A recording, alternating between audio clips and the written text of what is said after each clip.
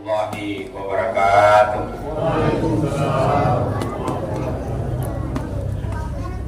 Alhamdulillah alladzi ja'ala syahr Ramadan alladzi unzila fihi al-Qur'an hudan lin-nas wa bayyinatin minal huda wal furqan. Asyhadu an la ilaha illallah wahdahu la syarika lah wa asyhadu anna sayyidana wa nabiyyana Muhammadan abduhu wa rasuluh. Allahumma salli ala sayyidina Muhammad wa ala alihi wa ashabihi wa man tabi'ahum bi ihsan ila yaumiddin, amma ba'd. Kaum muslimin, muslimat, bapak-bapak, ibu-ibu, jamaah tarawih yang sama-sama dimuliakan Allah Subhanahu wa taala. Kita sudah berada di malam 18 sesuai dengan tema yang diberikan panitia pada saya, Al-Quran sebagai sumber transformasi budaya. Budaya adalah kebiasaan tertentu dari masyarakat tertentu yang disepakati bersama, baik menyangkut hal yang sifatnya ibadah, sosial kemasyarakatan, dan menyangkut masalah produk dari tempat wilayah tersebut, yang mana satu sama lainnya berbeda sesuai dengan perbedaan tempat dan wilayah yang ada. Sementara Al-Quran turun secara beransur-ansur selama 22 tahun, 2 bulan, 22 hari, yang merupakan kalam Allah, diturunkan, dibawa oleh malaikat Jibril, disampaikan kepada Nabi Muhammad SAW. Di saat itu Nabi berada di Mekah, maka ayat yang turun di saat itu disebut ayat atau surah Makkiyah. Dan ketika Nabi berada di Madinah turun Al-Quran, maka ayat atau surah dinamakan surah atau ayat Madaniyah. Dan secara keseluruhan Al-Quran mencakup aturan-aturan yang menjelaskan kehidupan akan datang, kehidupan sekarang, bahkan kehidupan yang pernah terjadi pada masa lalu, yang mengatur peribadatan umat manusia. Kalau diperintahkan untuk menunaikan salat, maka ayat-ayat yang turun adalah ayat-ayat tentang salat. Kalau menyangkut tentang zakat sedekah, maka ayat-ayat yang turun menyangkut zakat dan sedekah. Jika sekiranya yang diperintahkan melaksanakan haji, umrah, maka ayat-ayat yang turun berkenaan dengan haji dan umrah. Dan semua perintah-perintah yang ada di Al-Quran diaplikasikan di tengah-tengah masyarakat oleh Rasulullah SAW, nantinya akan menjadi kebiasaan dari zaman Nabi ke zaman sahabat ke tabi'in sampai kita sekarang. Maka bisa dianggap kebiasaan ini menjadi budaya yang senantiasa terlihat di tengah-tengah masyarakat. Dengan demikian, kalau kita membaca Al-Quran, kulu washrabu, kulu min tayyibati ma razaqnakum, makan dan minumlah, tapi jangan berlebih-lebihan, makan dan minumlah dengan harta atau rezeki yang diberikan kepadamu. Maka ini ayat menunjukkan bahwa kita umat Islam diperbolehkan, disuruh, diperintahkan makan, minum, tetapi mesti makanan dan minuman berstandar halal, berstandar yang direzekikan kepada Allah Subhanahu wa Ta'ala. Kadang barang itu halal tapi tidak direzekikan karena miliknya orang lain, maka tidak bisa juga dikonsumsi. Ya, kadang makanan minuman itu halal tapi belum tayyib, belum bagus, ya mesti disembeli umpamanya. Lalu disembeli mesti ada ucapan nama Allah di dalamnya. Nah, ini semua merupakan aturan-aturan yang nantinya akan membudaya jika sekiranya senantiasa berlanjut. Dengan demikian, pola makan dan minum antara suatu tempat ke tempat yang lain itu berbeda. Katakanlah kalau di Arab di sana karena diperintahkan oleh Al-Quran makan dan minumlah, maka kebanyakan yang mereka makan itu adalah gandum, kurma, roti. Nah, sementara kita di sini barang-barang itu tidak ada semua. Kita beras, jagung, sagu. Makanya juga berbeda nantinya bentuk pengeluaran zakat. Ya, karena zakat kata Nabi, furida zakatul fitri sa'an min sa'irin wa sa'an min tamrin. Diperintahkan untuk menunaikan membayar zakat fitri, satu sa' dari gandum, satu sa' dari kurma.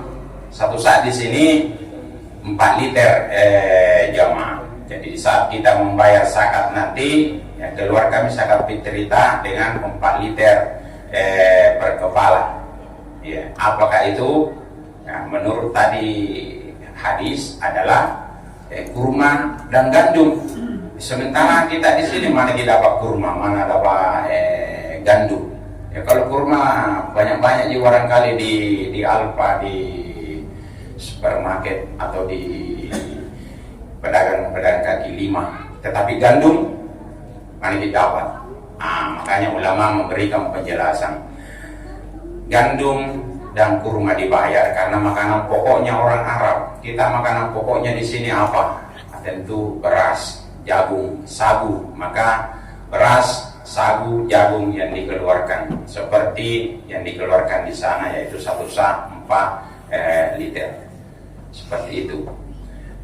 Kita membaca ayat khudhu zinatakum inda kulli masjid. Ambillah pakaianmu, perhiasanmu ketika engkau menuju di masjid. Maksud dari perhiasan di sini pakaian yang dipakai salat. Lalu pakaian dipakai salat tentu yang menutup aurat, maka berbeda-beda. Kalau kita di Indonesia, pakaian salat kita ya songkok hitam. Ya, di Arab songkok juga tapi songkok putih. Ya, pakaian kita sarung. Ya, di Arab ya, tidak pakai sarung. Ya, saya lucunya ketika pertama datang sampai di Mesir, masuk di masjid, saya pakai sarung. Dilihat ujung kepala saya, ujung kaki saya. Kenapa ini dilihat ini? Ada hal yang baru. Sampai selesai saya dibisiki teman, bilang itu tadi melotot semua matanya orang Arab karena kau pakai sarung. Kenapa pakai sarung? Itu sarung nak pakai tonji orang Arab, tapi nak pakai untuk berhubungan suami istri. Jadi kalau masuk di masjid, nah anggap kau sudah berhubungan juga dengan suami istri. Begitu kan? Iya. Nah, saya bilang iya. Ini budaya saya, pakai sarung saya bawa ke masjidnya orang Arab. Pantasan saya lebih ditatap saya daripada si penceramah yang datang di masjid. Iya. Saya tidak mau pakai selama hidup saya. Iya. Pernah juga saya pakai songkok. Kebetulan saya pakai songkok bone. Ya, songkok gurunya itu orang bone. Saya masuk, terbelalak juga matanya. Karena Nabi bilang itu songkok mirip-mirip songkoknya Fir'aun yang emas. Iya, Nabi bilang hidup lagi raja aku ini, rajanya Fir'aun di Mesir. Nabi bilang jangan pakai itu pakaian kebesaran itu. Nah, anggap penguasa Mesir kalau nu pakai itu, karena mengkilat-kilat itu Nabi bilang emas. Semenjak itu tidak ku pakai lagi songkok, boneku di sana. Iya, nah ini budaya. Dia berbeda satu tempat ke tempat yang lain. Tetapi kita dianjurkan itu tadi, pakai perhiasan ketika salat. Maka perhiasannya orang Arab kalau salat tentu pakai jalabia, pakai sorban, pakai ikatannya di kepala. Nah, memang kalau dilihat susah bergerak karena bertumpuk-tumpuk. Kadang bertumpuk 3 itu pakaiannya orang Arab itu ya, ada jalabia. Ada lagi di dalamnya itu, ada lagi bagian di luarnya jubah. Ya, diikat kepala. Seperti itulah budaya yang ada. Tapi pada dasarnya keseluruhannya itu menutup aurat. Ya. Apalagi budaya pakaiannya perempuan Arab. Nah, kalau kita di Indonesia, ya itu simpel. Kalau di sana itu justru luar biasa mabelona. Ya, saya pernah lihat orang perempuan Arab pergi di masjid. Nah, pakai itu pakaian khuli namanya, setengah badan itu emas. Nah, pakai, nah, bila itu pakaian kebesarannya orang Arab kalau nak pakai, dan itu menunjukkan orang stratanya itu strata orang kaya.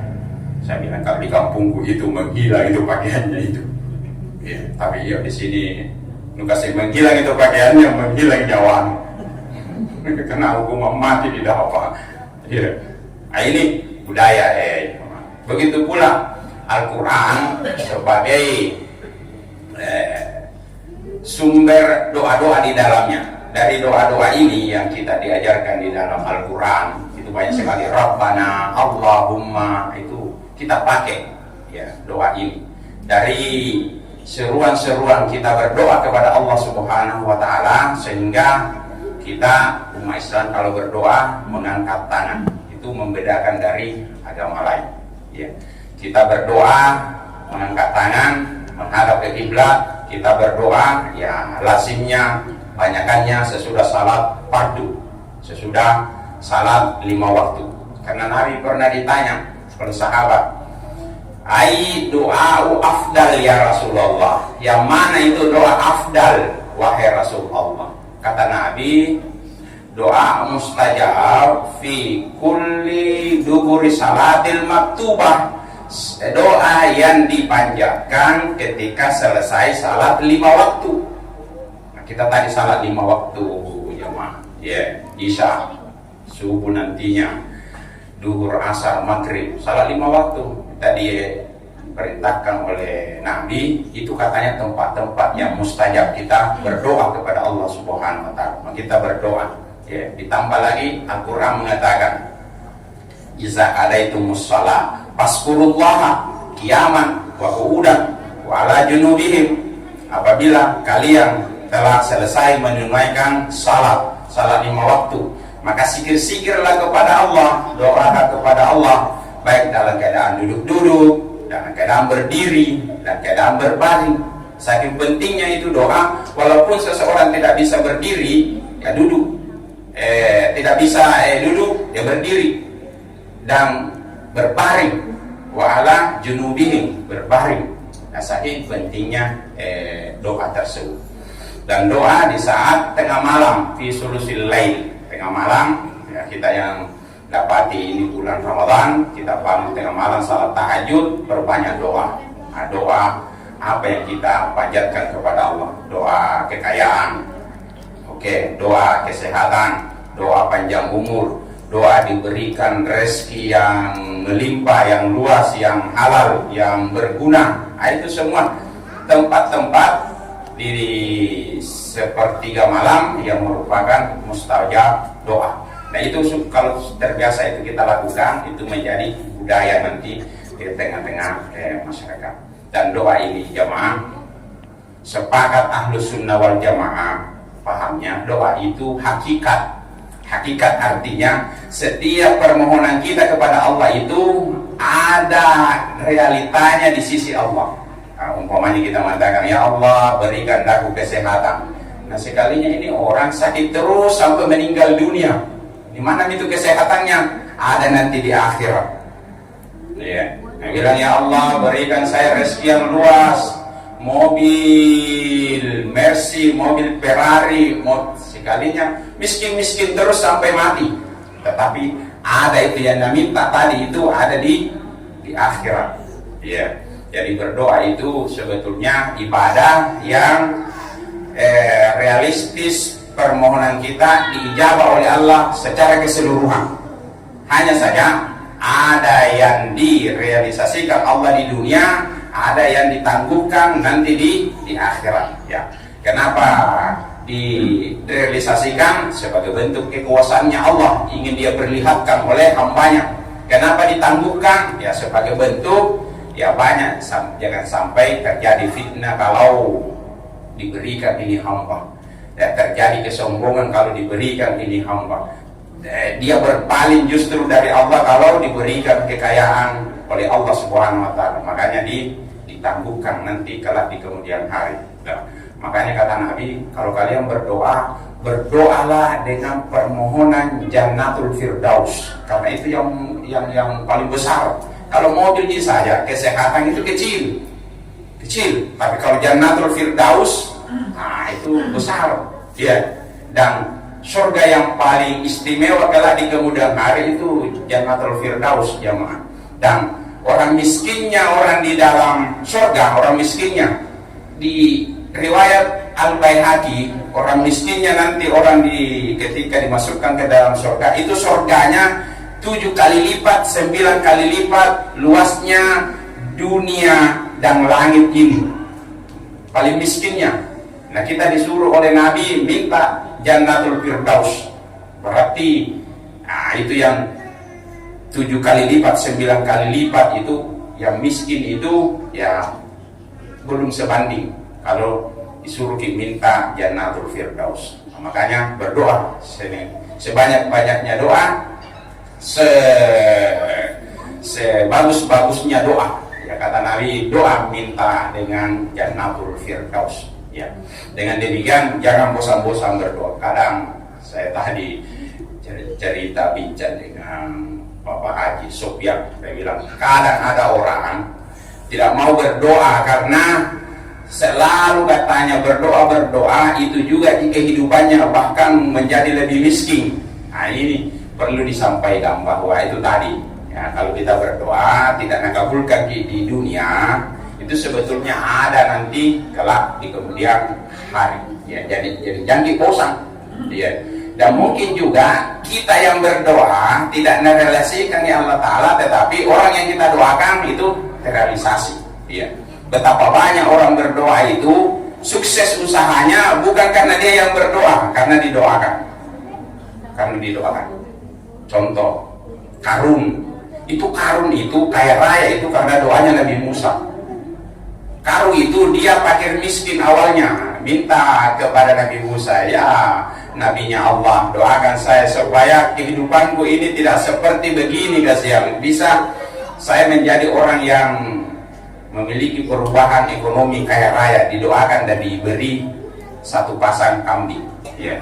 Nabi Harun alaihissalam dia menjadi nabi itu karena doanya Nabi Musa. Ya Allah, angkat itu Harun menjadi nabi supaya dia menjadi pendampingku. Jadi diangkat dia menjadi nabi akibat doa.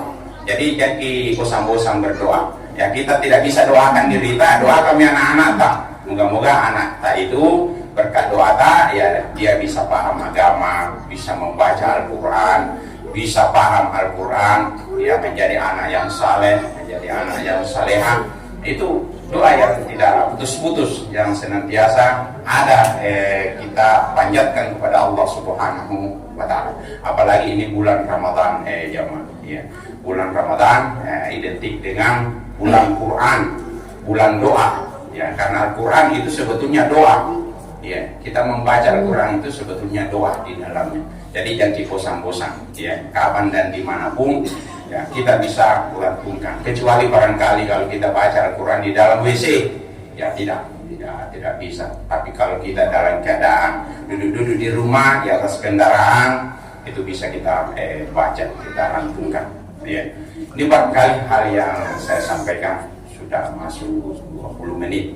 Saya akhiri dengan ucapan wabillahi taufiq wal hidayah. Assalamualaikum warahmatullahi wabarakatuh.